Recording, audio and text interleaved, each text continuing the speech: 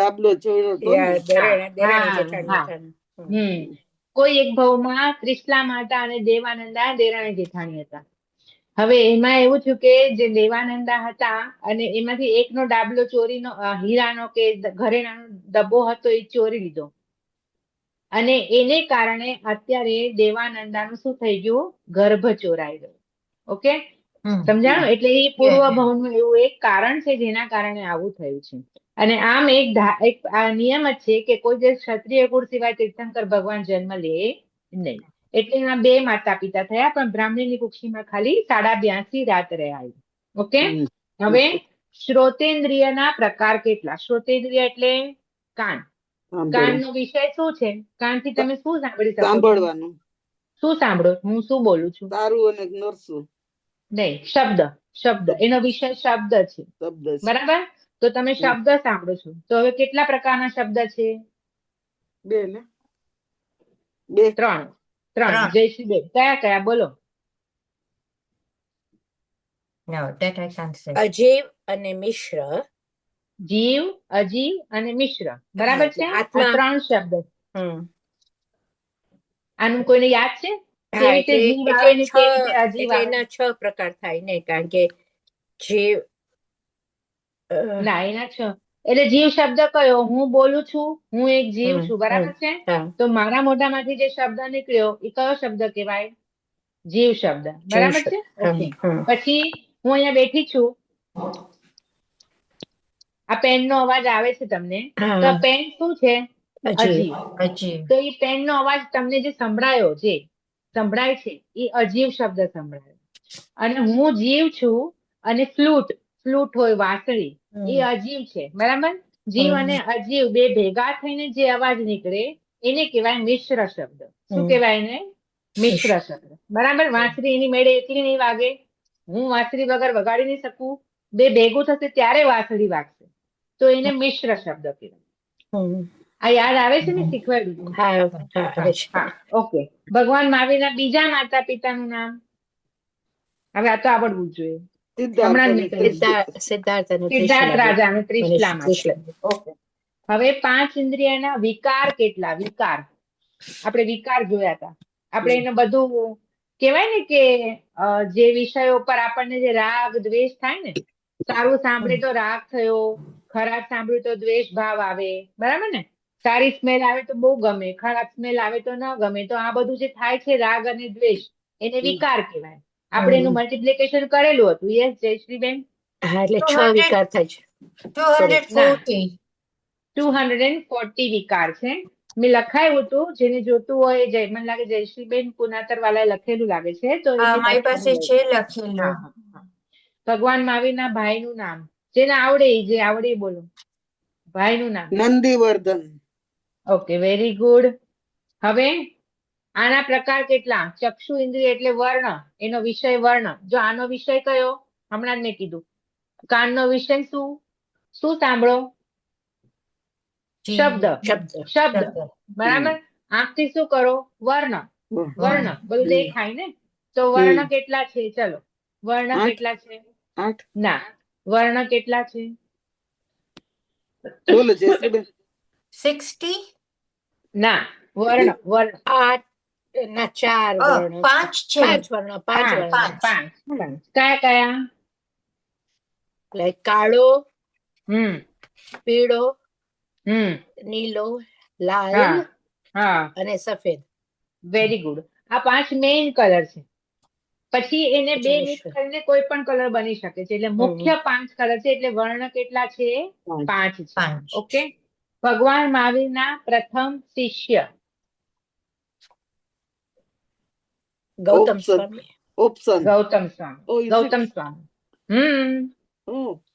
તમે કયું બોલ્યા? મને ખબર, મેં કીધું ઓપ્શન આપો, મને નહોતી ખબર. ગૌતમ સ્વામી. અચ્છા. ઓકે. હવે ગૌતમ સ્વામી પેલા ગણધર કે પેલા શિષ્ય? શિષ્ય પણ એ જ છે. અચ્છા. ઓકે. અને ગૌતમ સ્વામીનું બીજું નામ શું? અગ્નિભૂતિ. ના, હજી આગળ. એની પેલાનું આપણે બોલીએ છીએ, એની પેલા શું આવે? રેખાબેન, અગ્નિભૂતિ પેલા એનું નામ આવે. ઇન્દ્રભૂતિ. હા, ઇન્દ્રભૂતિ. ભગવાન મહાવીરની બેન નું નામ સુદર્શના. ચલો વાંધો નહીં, નથી ખબર તો આજે ખબર પડી જશે. એટલે એ કાંઈ સવાલ. પ્રિયદર્શિની એની બેન દીકરી છે, દીકરી છે. સુદર્શના એમની બેન. ઓકે, હવે આ ઘ્રાણેન્દ્રિય, આનો વિષય શું છે? ગંધ, સ્મેલ. ગંધ કેટલા પ્રકારની છે? બે. કઈ હોય? સુરભી કઈ અને હોય? દુર્ગંધ અને સુગંધ. સુરભી ગંધ અને દુર્ભી ગંધ, સારી અને ખરાબ, બે સ્મેલ હોય. બરાબર? એટલે ઈ. ઓકે, ભગવાને દીક્ષા લીધી, ભગવાન મહાવીરે દીક્ષા લીધી ત્યારે કેટલા વર્ષના હતા? 30. 30 વર્ષ. Very good, 30.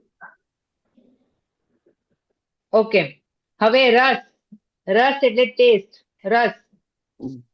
રસનેન્દ્રિયના રસ કેટલા? 8. 5. રસ 5. કયા? ખાટો, મીઠો, તુરો, તીખો અને કડવો. ઓકે, 5 રસ છે. એકેન્દ્રિયના વિષય કેટલા? એકેન્દ્રિય એટલે સ્પર્શેન્દ્રિય. સ્પર્શેન્દ્રિયના વિષય કેટલા? 8. સ્પર્શ 8. રેખાબેન કયા આવે 8? બોલો. સુવાળો, ખરબચડો, હલકો, ભારે. હા, હલકો, ભારે, સુવાળો, ખરબચડો, ઉષ્ણ અને શીતળ. Very good. અને વૃક્ષ અને સ્નિગ્ધ. ઓકે, હવે હલકો અને ભારે, કોઈ એક્ઝામ્પલ આપશે મને? મેં શીખવાડ્યા હતા એક્ઝામ્પલ. હલકો એટલે રૂ અને ભારે એટલે મેટલ. એક હાથમાં રૂ રાખો ને એક હાથમાં મેટલ રાખો તો તમે ફીલ કરી શકશો કે આ હલકું છે ને આ ભારે છે. કરી શકો કે ન કરી શકો? થઈ જાય તો. એટલે આ એક સ્પર્શથી તમને ખબર પડી ગઈ. બરાબર ને? એ અડ્યું એટલે તમને ખબર પડી ગઈ. ઓકે, ઉષ્ણ અને શીત, ગરમ અને ઠંડુ. એ તો ગરમ. બરફ અને ગરમ વોર્મ વોટર રાખો, તમને અડીને ખબર પડી જાય કે જેનાથી સ્પર્શથી આપણને ખબર પડે એ વસ્તુ છે. તો તમને ખબર પડી જાય કે આ ગરમ છે અને આ ઠંડુ છે. બીજું શું કીધું? સુવાળો અને ખરબચડો.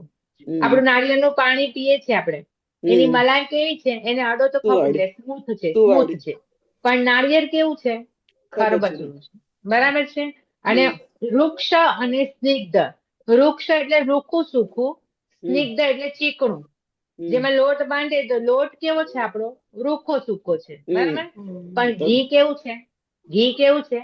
ચીકણું. તો આ બધા સ્પર્શથી આપણને અડવાથી ખબર પડી જાય કે આ વસ્તુ ગરમ છે, ઠંડી છે, હલકી છે, ભારે છે, ચીકણી છે, રૂખી સૂકી છે, સુવાળી છે, ખરબચડી છે. આ 8 સ્પર્શ આપણને ટચ કરવાથી ખબર પડી જાય. સમજાઈ ગયું? ઓકે, હવે ભગવાન ના જન્મ તિથિ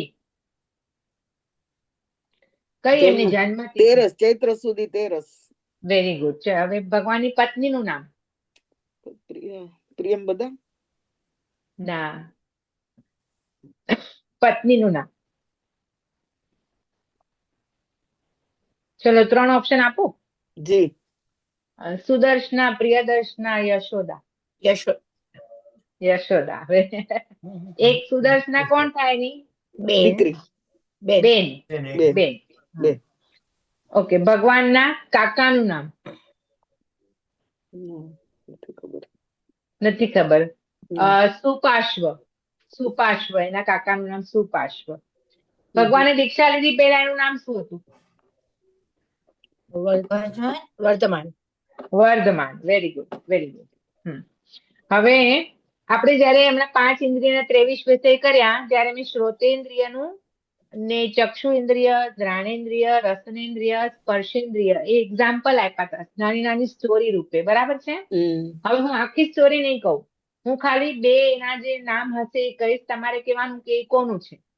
ઓકે, ફિશ અને શિકારી. તો એ કયા ઓલાનું એક્ઝામ્પલ હતું? ફિશ અને શિકારી. માછલી અને શિકારી જાળમાં ફસાઈ ગઈ. કેના કારણે ફસાઈ જાય? તમે વિચાર કરો. આને કારણે, આને. ચક્ષુ ઇન્દ્રિય.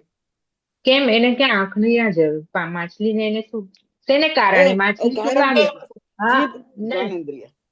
આ જ્ઞાનેન્દ્રિય આ છે જીભ રસનેન્દ્રિય રસ રસનેન્દ્રિય. સોરી. રસનેન્દ્રિય ઓકે નો પ્રોબ્લેમ ચલો બીજા બધાને બે નામ આપીશ તમારે કહેવાનું કે કઈ ઇન્દ્રિયને આનું એની આસક્તિ હતી ઓકે બટરફ્લાય અને દીવાની જ્યોત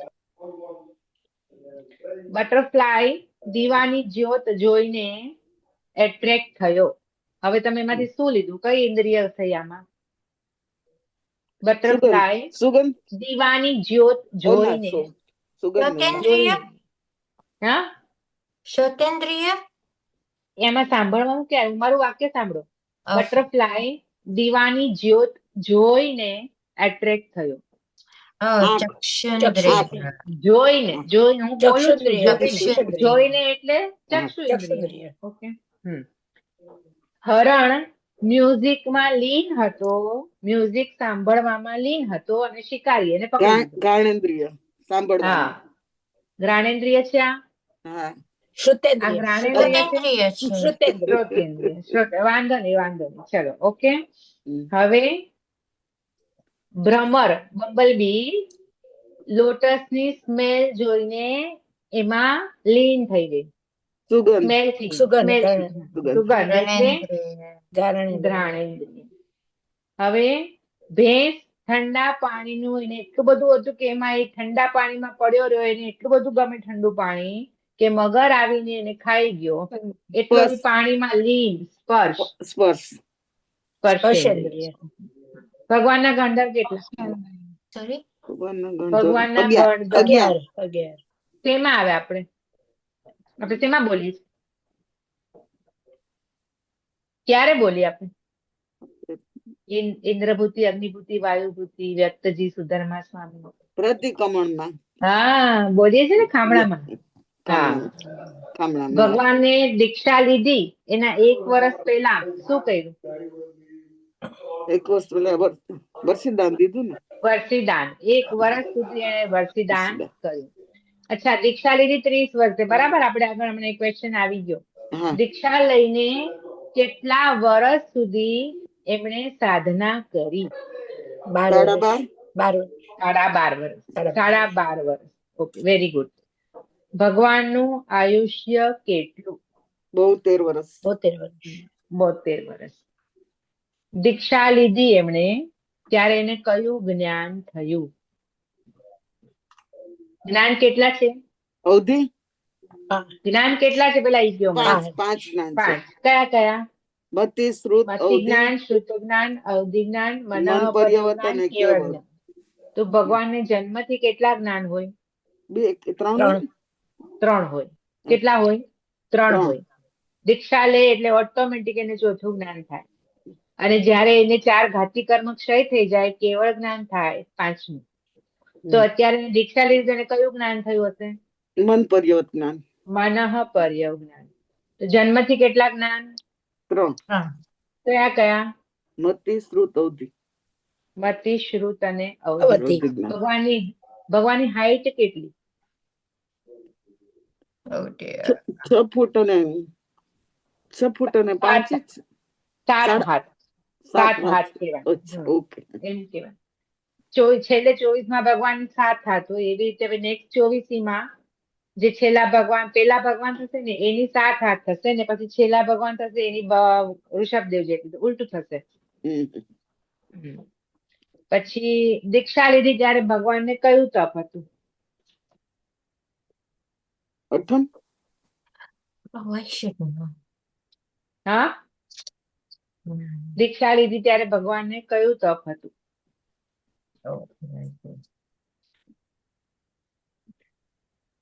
ચાલો અઠમ નથી તો આગળ બોલો બીજું છઠ અઠમ નથી તો છઠ ચલો ભગવાને ઘણા આમાં આ કરીએ છે સમિત શિખરની જાત્રા તો બધાને ધ્યાન બી હશે કે કેવળ જ્ઞાન કઈ નદીના કિનારે થયું સમિત શિખરની જાત્રા કરી છે કોઈ કરી છે પણ નદીનું નામ નથી ખબર. વેરી ગુડ કોણ બોલો કોણ બોલ્યું? રુજુ નામ આખું રુજુવાલિકા રુજુવાલિકા. રુજુવાલિકા નદીના કિનારે એમને કેવળ જ્ઞાન થયું. હવે જયારે કેવળ જ્ઞાન થયું ને ત્યારે એક ઝાડ નીચે ઈ બેઠા હતા, બરાબર છે? એ વૃક્ષનું નામ શું હતું? ખબર છે પણ અત્યારે યાદ નથી આવતું. ખબર છે મને ઈ ઝાડનું નામ તો.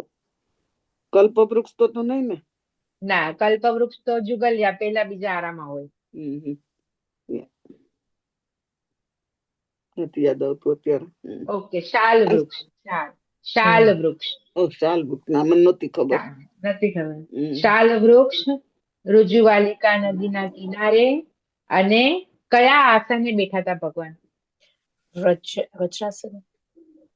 તમે ક્યારે આપણે બેઠા હતા કે ઉભા હતા? એક પગે પોઝિશન ખબર છે પણ નામ શું? ગોદોહિકા આસન.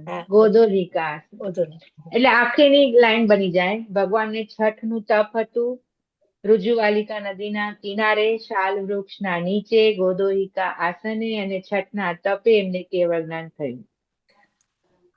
ઓકે, રુજુવાલિકા નદીના કિનારે શાલ વૃક્ષની નીચે ગોદોહિકા આસને અને છઠના તપે એમને કેવળ જ્ઞાન થયું. ઓકે, ભગવાનના પ્રથમ શિષ્ય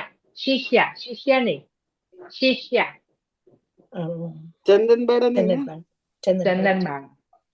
હવે ભગવાનના પ્રથમ કુશિષ્ય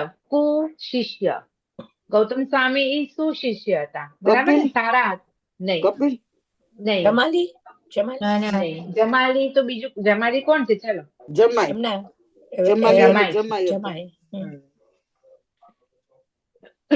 કુશિષ્ય જે ભગવાન દીક્ષા લીધી ત્યારથી એની હારે હતા અને પછી એની પાસે તેજોલેશિયા શીખી અને એના પર જ પ્રયોગ કર્યો. એ એમના પહેલા શિષ્ય કયા? ગોશાલક.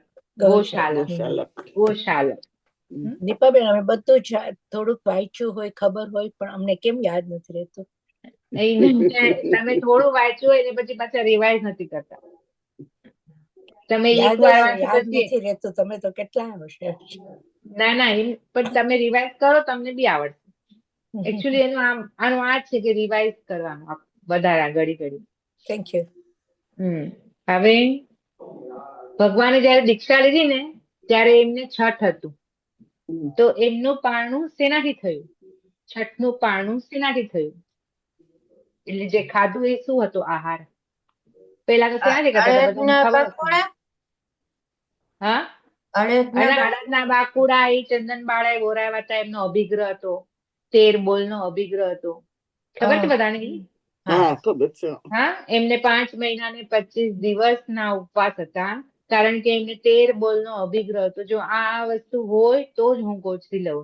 એમાંથી એમ હતું કે એ રાજકુમારી હોય પણ દાસી રૂપે હોય, જે મને બોરાવે એ. જેના માથે મુંડન હોય, હાથમાં હથકડી હોય, પગમાં બેડી હોય, ઉંબરા પર બેઠી હોય, એક પગ ઉંબરાની અંદર હોય, એક પગ ઉંબરાની બહાર હોય, હાથમાં સુપડું હોય, એમાં અડદના બાકુડા હોય, આંખમાં આંસુ હોય. આવી રીતે એને 13 બોલનો અભિગ્રહ હતો. અને 12 બોલ એના થઈ ગયા બરાબર, પણ આંખમાં આંસુ નતા. એટલે ભગવાન ત્યાં સુધી આવીને પાછા ગયા. જેવા પાછા ગયા એટલે ચંદનબાળા રડ્યા અને આંસુ આવ્યા કે કેમ ભગવાન મારી પાસે ન ઓરાવ્યું. એટલે મહાવીર ભગવાન પાછા આવ્યા અને એમને ગોચરી ઓરાવી. એટલે આવી રીતે એ ત્યારની વાત છે. આ તો હું કઉ છું કે જયારે એમને દીક્ષા લીધી અને પહેલું પારણું છઠનું કર્યું ત્યારની વાત છે. જયારે 30 વર્ષે દીક્ષા લીધી, છઠ પછી નીકળ્યા હોય ને, દીક્ષા લઈને નીકળ્યા હોય ત્યારે એને છઠ હતો. ત્યારે એનું પારણું એમનું ખીરથી થયું. શેના થયું? ખીરથી. બહુલ નામના બ્રાહ્મણના ઘરે ખીરથી એમને પારણું થયું. ઓકે, ભગવાનની દીકરીનું નામ હમણાં 2 વાર બોલાવ્યું. પ્રિયદર્શના. જમાઈનું નામ? જમાલી. 12.5 વર્ષ પછી આટલી સાધના કર્યા, એમના કર્મક્ષય કર્યા પછી કયું જ્ઞાન થયું એમને? 12.5 વર્ષ પછી. 30 વર્ષે દીક્ષા લીધી. કેવળ જ્ઞાન. હા, જો આમાં યાદ રાખવાનું છે. જન્મથી 3 જ્ઞાન છે. દીક્ષા લીધી જાય 4થું થયું તો હવે કયું રહ્યું? કેવળ જ્ઞાન. હા, તો એ 12.5 વર્ષે એમના બધા કર્મ, ઘાતી કર્મ ક્ષય થઈ ગયા તો એમને કેવળ જ્ઞાન, કેવળ દર્શન થયું. તો એ કેવળ જ્ઞાન થયું. ભગવાનને નિર્વાણ પામ્યા એ તિથિ કઈ? નિર્વાણ દિવાળી, પામ્યા આસો દિવાળી, પૂનમ, આસો અમાસ, અમાસ. આસો વદ અમાસ, દિવાળીનો દિવસ આપણો, બરાબર? તે દિવસે બધા છઠ કરે, ખબર તમને? હા, દિવાળી કરે અને ને, જાપ કરે, આખી રાત હા, જાપ કરે. દિવાળીને દિવસે બીજો ઉપવાસ હોય. એની પહેલા આપણે કાળી ચૌદસ અને દિવાળીનો છઠ કરે, કારણ કે ભગવાને છેલ્લે ઈ 2 દિવસ એટલી એને દેશના આપી હતી. અને ત્યારે જે સાંભળવાળા હતા એ બધાને છઠ હતું. જેટલા સાંભળ્યા એ કોઈ ઊભું જ નથી થયું. 1 24 કલાક એટલે કેટલા પ્રહર થાય? 1 પ્રહર એટલે 3 કલાક, તો 24 કલાક એટલે 8 પ્રહર. તો એવા 8 દુ ને 16 પ્રહર એટલે 48 કલાક ભગવાને દેશના આપી હતી. તો એ 16 પ્રહર સુધી જેટલા દેશના સાંભળ્યા હતા એ લોકો કોઈ ઊભું નથી થયું, કોઈ પાણી નથી પીધું, કોઈ ખાધું નથી, કાંઈ નથી કર્યું. તો એ બધાને ત્યારે 2 ઉપવાસ થઈ ગયા. એટલે અત્યારે ઘણા લોકો દિવાળીમાં આપણે આ ભગવાનનું નિર્વાણ દિવસ હોય ને ત્યારે છઠ કરે. તો એનું આ કારણ છે કે આના માટે છઠ કરે બધા. ઓકે, હવે એકેન્દ્રિયના વિષય કેટલા હતા? એકેન્દ્રિય એટલે કે એને શું હોય? સ્પર્શ. સ્પર્શ હોય. તો કેટલા વિષય આવે? 8. Very good. ચલો હવે હવે બીજો ક્વેશ્ચન. હા, 2 ઇન્દ્રિયને કેટલા વિષય આવી શકે? 2 ઇન્દ્રિય એને શું શું હોય વિચારો પેલા. 2 ઇન્દ્રિયને શું હોય?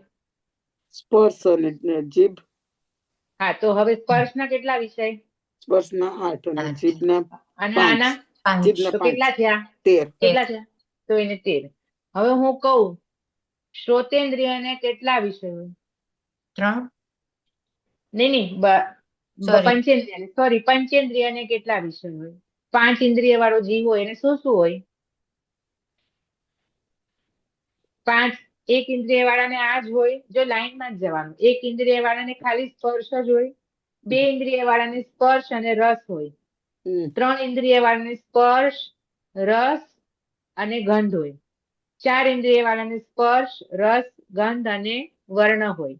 ને 5 ઇન્દ્રિય વાળાને સ્પર્શ, રસ, ગંધ, વર્ણ અને શબ્દ હોય. તો હું કહું 5 ઇન્દ્રિય વાળો જીવ છે એના વિષય કેટલા?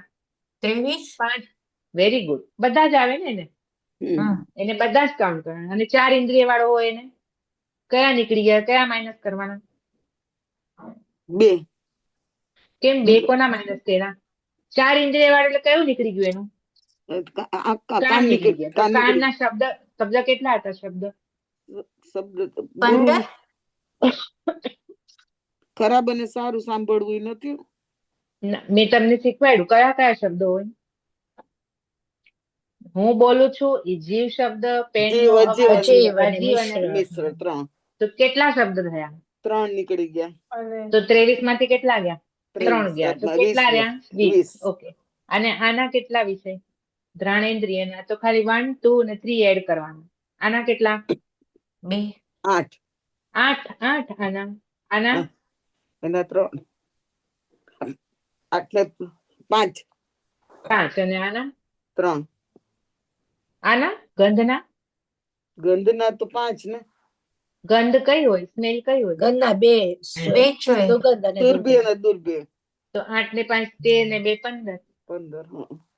15 ને 8 ના 5 20 અને 3 23. બરાબર થઈ ગયા? સમજાય ગયું? ગોઠવાઈ ગયું. હા, ગોઠવાઈ ગયું. ફરીથી પૂછું છું. હા, ફરીથી પૂછું છું. 2 ઇન્દ્રિય જીવને કેટલા વિષય? હવે હું કાંઈ નહીં બોલું, તમારી મેળે કાઉન્ટ કરીને કહો.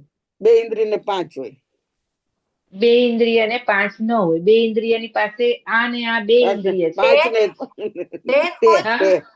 13 હોય. ઓકે, ચાલો હવે બીજો આરામથી જવાબ આપો. ચૌરેન્દ્રિય જીવને કેટલા વિષય લાગે કે હોય? 20. 20. Very good. તે ઇન્દ્રિયને કેટલા લાગે? Sorry. તે ઇન્દ્રિયને 15. 15. પંચેન્દ્રિયને કેટલા લાગે? 23. અને એકેન્દ્રિયને કેટલા લાગે? 8. ખબર પડી ગયો એકદમ? ભગવાન મહાવીર આજે પછી કાલે ન પૂછતા.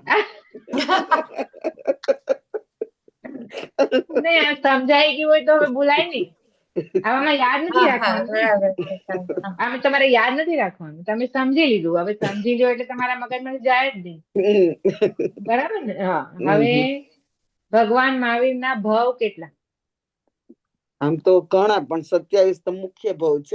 હા, મુખ્ય ભાવ. હા, તો 27. ઘણા અંદરના તો આપણને ખબર જ નથી, પણ 27 બરાબર છે. 27 માંથી ભગવાન નરકમાં કેટલી વાર ગયા? એ નથી ખબર હો. નથી ખબર. તિર્યંશમાં કેટલી વાર ગયા? એ નથી ખબર. મનુષ્યમાં કેટલી વાર ગયા? દેવલોકમાં કેટલી વાર ગયા? નથી ખબર. તિર્યંશમાં એક જ વાર ગયા. કયો ભાવ? સિંહનો. Very good. 20મો ભાવ. 20મો ભાવ સિંહનો છે.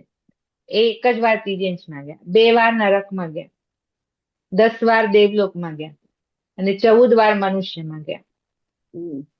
14 ભાવ મનુષ્યના છે, 10 ભાવ એમના દેવલોકના છે. 14 ને 10 24.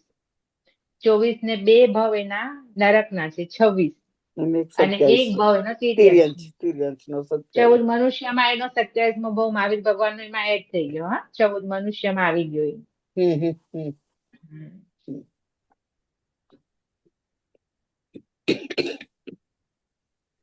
હવે શું કરે? આપણે તો આટલા બધા સવાલ પતી ગયા ફટાફટ. શું કરશું બોલો હવે? હવે તમે કઈક વાર્તા કરો. કઈક કરું હું તમને. ઉભા રહો, એક જોઉં છું.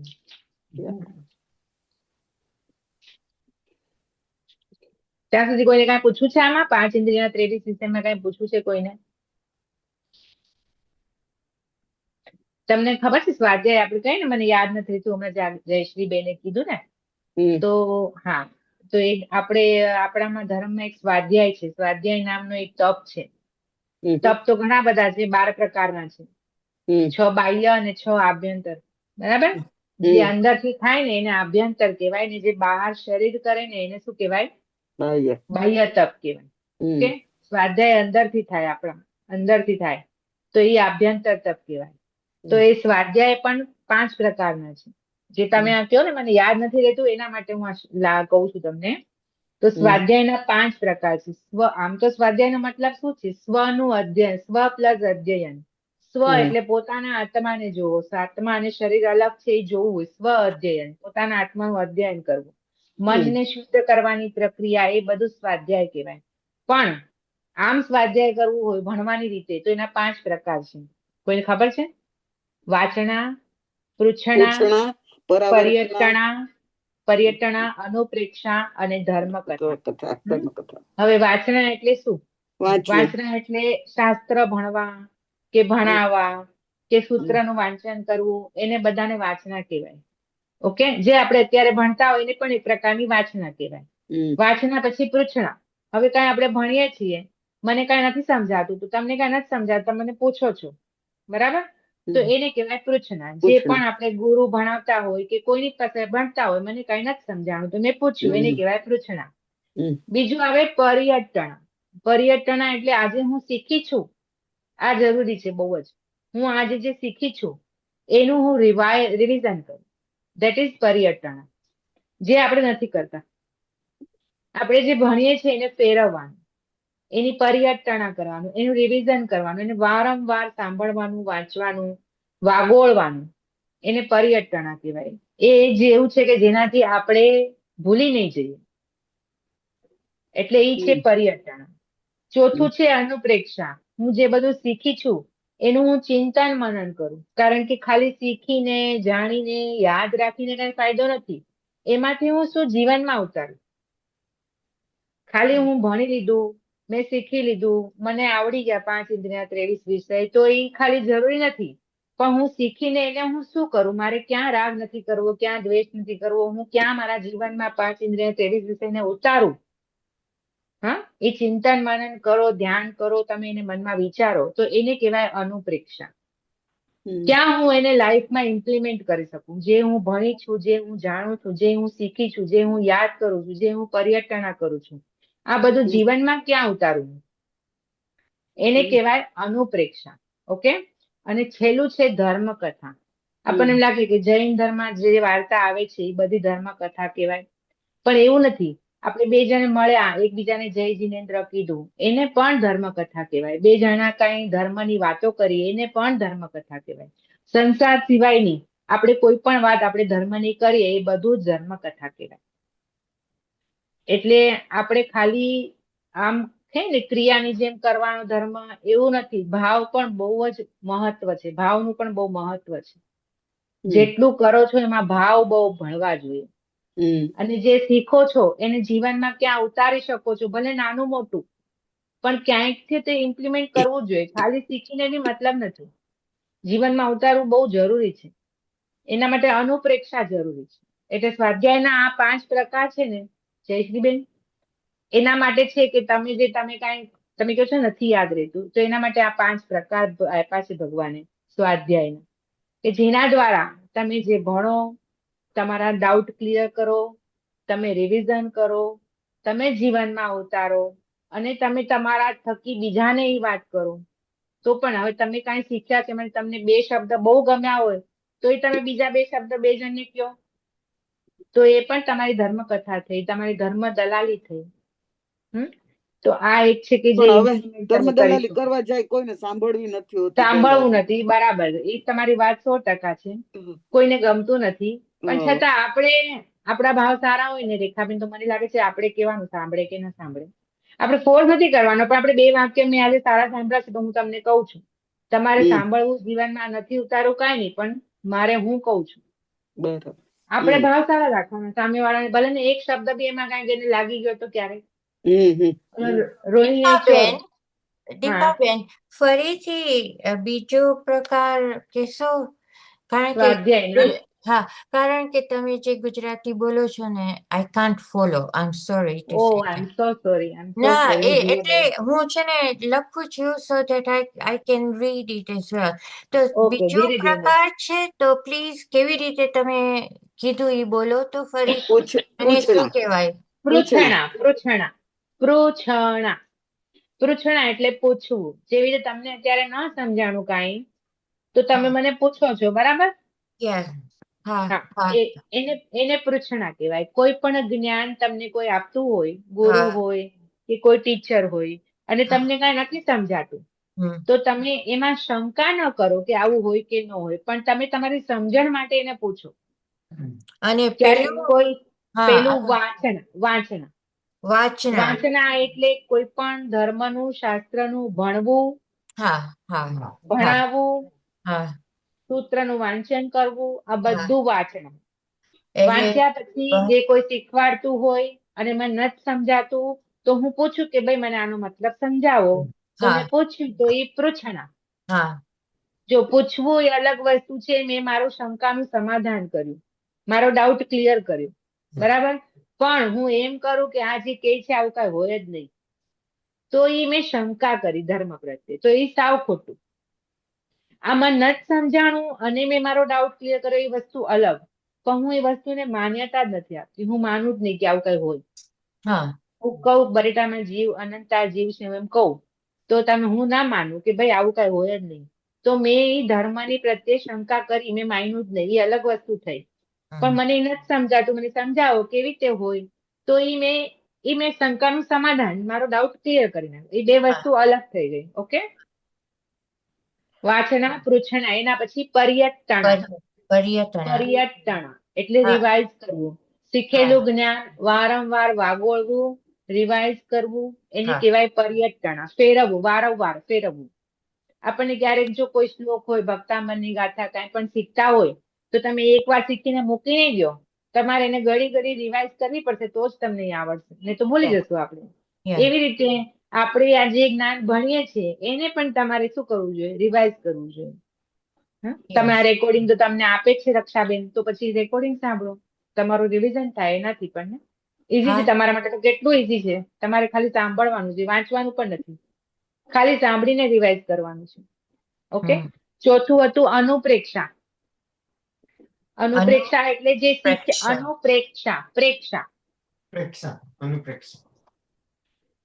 તો જે તમે શીખો છો, જે તમે રિવાઇઝ કરો છો, એના પર કોન્સન્ટ્રેટ કરવાનું. હા, કે આમાંથી હું શું શીખીને લાઈફમાં ઇમ્પ્લિમેન્ટ કરી શકું. હા, તમે ધ્યાનમાં જઈ ચિંતન મનન કરી અને પછી તમે એને શું જીવનમાં ક્યાં ઉતારી શકો, દેટ ઇઝ અનુપ્રેક્ષા. Yeah. અને પાંચમું ધર્મ કથા. ધર્મ કથા. હા. ખાલી ભગવાન કોઈ પણ સ્ટોરી સાંભળવી, એને પણ જૈન ધર્મની કોઈ પણ સ્ટોરી હોય એને પણ ધર્મ કથા કહેવાય.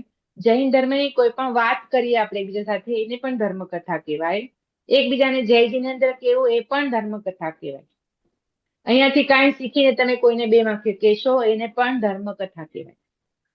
બીજું કે આપણે ધર્મકથા ખાલી જૈનિઝમ થ્રુ જ કરી શકાય કે બીજા કોઈ એવા હોય ઈ વાત કરીએ વિચ બીજા ધર્મની, બેનિફિશિયલ, બીજા ધર્મની, ગમે તે ધર્મ ઓવરઓલ ગમે તે હોય કે ગમે તેને બેનિફિશિયલ હોય એને ધર્મકથા કહી શકાય કે નહીં? આપણા જૈન ધર્મ પ્રમાણે ન કહી શકાય, કારણ કે આપણામાં તો બીજા ધર્મની જો કાંઈ એવું હોય તો એને મિથ્યાત્વ ગણીએ છીએ.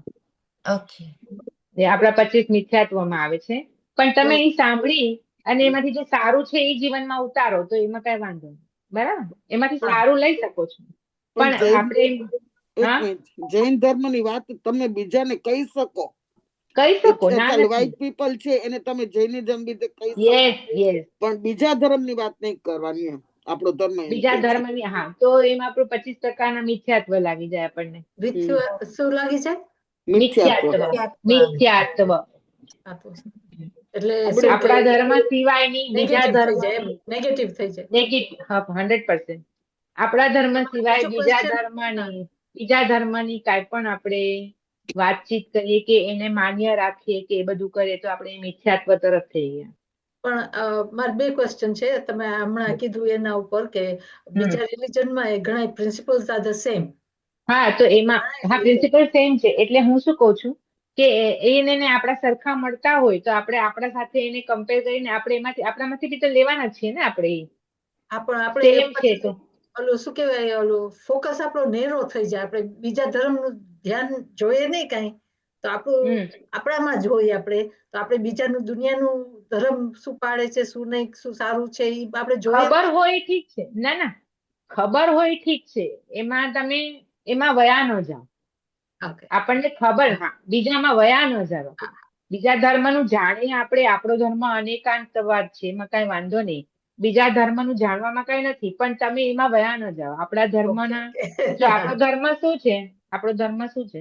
સુદેવ, સુગુરુ, સુધર્મ પર શ્રદ્ધા રાખવી એને કહેવાય સમકીર્તિ. અને કુદેવ, કુગુરુ અને કુધર્મ પર શ્રદ્ધા રાખે એને કહેવાય મિથ્યાત્વી. આપણા દેવ ગુરુ ધર્મ સિવાય બીજા ધર્મ પર તમે શ્રદ્ધા રાખો તો આપણે મિથ્યાત્વી કહેવાય. પણ એનો મતલબ એ નથી કે તમે બીજા ધર્મ વિશે કઈ જાણો નહીં. જાણવામાં કઈ વાંધો નથી, પણ માનવાનો ધર્મ આપણો, માનવાનો ધર્મ આપણો. અને મારો બીજો ક્વેશ્ચન એ હતો કે તમે કીધું કે તમે કઈ શીખો ને તમે એમાં માનો નહીં તો ધેટ્સ નેગેટિવ એઝ વેલ. પણ તમે ઘણીવાર ક્લેરિફિકેશન કરો અને તમને હજી એ ગળે કઈ વાંધો નહીં.